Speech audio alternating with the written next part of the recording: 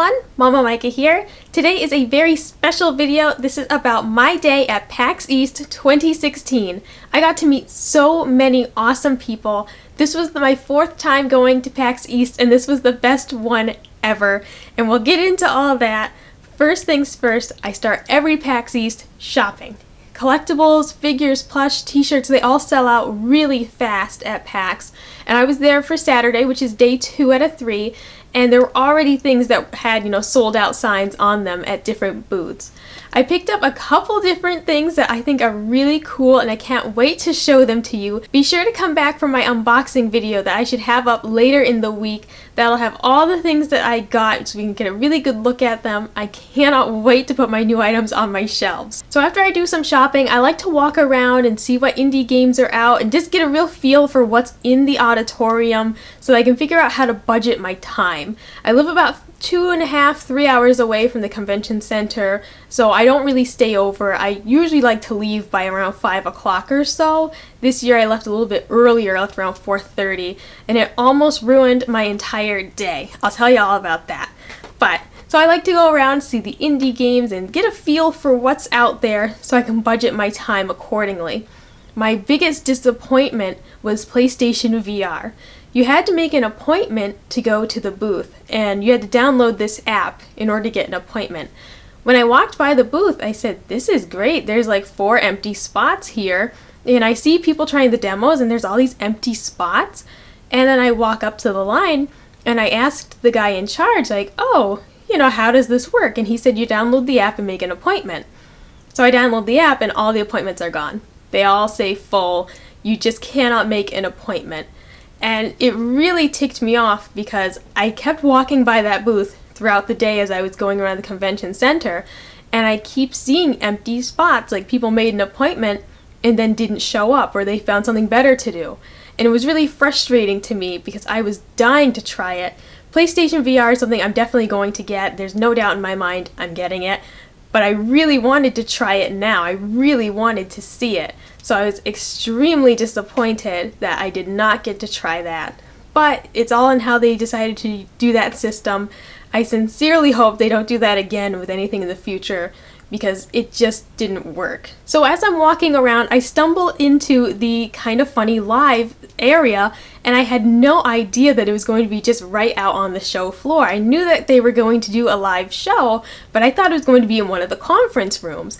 And so I kind of just stumbled into the crowd and I said, oh my goodness, there's Kind of Funny. It was so incredibly cool to see them all live. Seeing Tim, Colin, Nick, and Greg with my own eyes was just, it was the strangest but coolest thing. And it sounds really weird, but just hearing their voices live in person, it was incredible. I felt like I was in their living room with them. Just, it was really awesome. And it was so funny. I absolutely love Kind of Funny. I watch their videos religiously. As I'm watching Kind of Funny live, I had no idea what was going on behind me because I was just so excited for what was right there. In the same area, they were doing a signing, and it was Bruce Green from Funhaus. And I was absolutely shocked because I turned around to leave because we were going to go look at another booth. And I'm literally a foot from Bruce Green. And I looked right at him, and he looked at me, and I waved, and he waved back, and then I scampered off because I was like, I can't handle this. And I asked the woman who was running that line how long the line was, and she said about 30 minutes. And I said, okay, I'll come back for that. So when I came back to get in line to meet Bruce, James and Matt Peak had joined him at the booth, and I was even more excited. And this is where things get kind of funny. So I get in line to meet them. And I had taken everything out of my backpack the day before, my notebooks, my pens, everything, and just brought the essentials, water bottles, some snacks, things like that, and my wallet. I never thought to bring paper for a signing.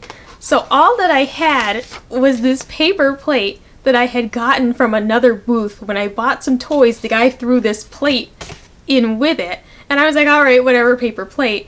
Well, this was all that I had for them to sign. So all I had was this plate, and I was like, all right, it's weird, but whatever, they'll go with it. As I'm waiting in line, the Kind of Funny live show ended, and all the guys walked off the stage, and they were mixing with everyone in the crowd. But because I was in line, I was behind, the ropes. And it's like if I get out of line, when I've already been waiting in line for a solid 20 minutes, then I'll have to go to the end of the line, or I'm just going to miss it completely because I didn't know how much longer the signing was going. So I stayed in line, and I watched as people met, the kind of funny guys. I really hoped to meet Colin Moriarty, and really hoped to meet Nick and Greg and Tim, but it just was not going to work out. I said, okay, chalk it up to a loss because I'm about to meet these people that I love even more, which is Funhaus. And I was absolutely thrilled that I was inching closer and closer to them. But the story with Kinda Funny doesn't end there, because I'll get back to that one. So it's finally my turn in line, and first is Matt Peak at the table, and he shakes my hand and asks what my name is, and in my head I'm like, oh my god, don't forget your name. And he was the coolest guy. I'm gonna say that about everybody. These are the nicest people. It's awesome how friendly and just generous everyone was with their time. These people are phenomenal. I was so happy to meet them all. And so he was the first one to sign the plate. And from there I said, this is gonna be alright. And then the next in line was James, who very smartly wrote, this is a plate. And I appreciated that so much. And then Bruce signed it just perfectly, just Bruce. It's just Bruce, and that's all we need from him. Before I got out of line, I asked Bruce if Lawrence was there, because at previous PAX East, I remember when a few years ago, he wasn't going at all. I was devastated. Lawrence is my favorite member of Funhaus. Ever since Inside Gaming, when he was always communicating through the laptop, I loved it. I thought it was the funniest thing, and he was always my favorite. And now I love it even more because he's always on camera, and I think it's phenomenal. We need more Lawrence, really.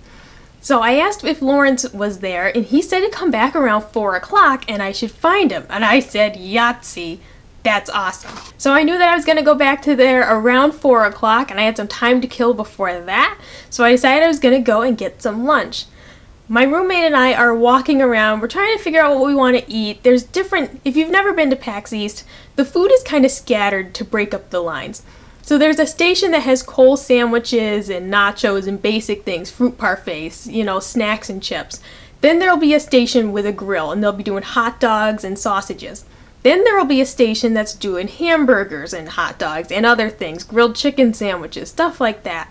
So the food is kind of divided up amongst the convention center so that you don't have a giant line all in one spot. And of course you'll find pizza, fried dough, slushies. You'll find all sorts of things scattered around. So as we start walking towards one of the lines for food, we see Greg Miller. And we didn't want to bother him because he had his food in his hand, so we just waved at him. He came right up to us and said, oh, hi, how's it going? And it was just so funny because we did not want to bother him. We weren't going to say anything. We just waved and smiled. And then he came right up to us. So that was fantastic, and we got to chat with him a little bit. He reminded us that Kinda Funny was having a party that night in Boston from 8 p.m. to 1 a.m., but we were not going to be able to go because we had to get home, before that. We had to leave around 4:30. But maybe next year, if they do another party, I really hope that I could go to it because it was awesome meeting Greg Miller. I'd love to get to meet the rest of the gang. So we got some lunch, we went to some other booths. I checked back around that, Funhaus area just to see who was there, and I ended up finding Elise, who's also in Funhaus, and I couldn't be happier. I was absolutely thrilled to find her. I think she is the perfect addition to the gang. I love having her on the show. She makes me laugh so hard. And once again, I wish I could have told her all this, but all I said was, hi, how are ya? And that was the end of it. I did ask her if Lawrence was there, because once again, I was dead set on finding Lawrence. After 4 years of not finding him, I was dead set to find this guy. And she said to come back around 4:15, a little more pinpointed than the advice that Bruce had given me. It was really funny because I said, oh, I've been trying to find Lawrence for a few years now. I've really wanted to meet him. And she goes, don't tell him that, it'll all go to his head. And I said, I won't. And later on, I definitely did tell him that because my mind just blanked. And, well, I'll tell you all about that after.